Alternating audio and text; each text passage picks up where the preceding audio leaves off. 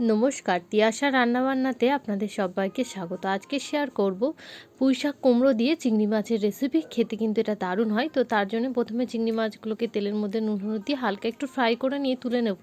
তারপর তেলের মধ্যে দিয়ে দিয়েছি শুকনো লঙ্কা, তেজপাতা আর একটুখানি পাঁচফোড়ন দিয়ে দিয়েছি।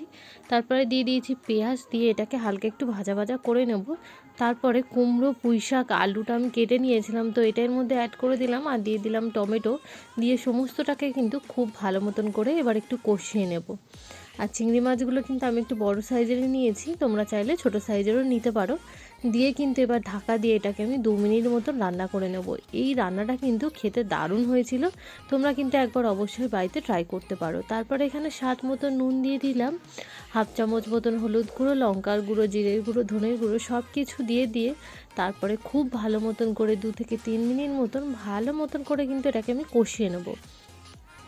তারপর এর মধ্যে দিয়ে দিলাম হাফ চামচ মতন আদা রসুন বাটা, দিয়ে আবারও কিন্তু 2 থেকে 3 মিনিট মতন এটাকে খুব ভালো মতন করে কষিয়ে নেব। কষাতে কষাতে দেখবেন এর কালারটাও চেঞ্জ হয়ে গেছে। তারপর ঢাকা দিয়ে রান্না করে নেব আবারও 2 মিনিট মতন। এটা কিন্তু আমি একদম জল দেব না, সম্পূর্ণ ঢাকা দিয়ে রান্না করবো। আর এটার টেস্টটা কিন্তু দারুণ হয়।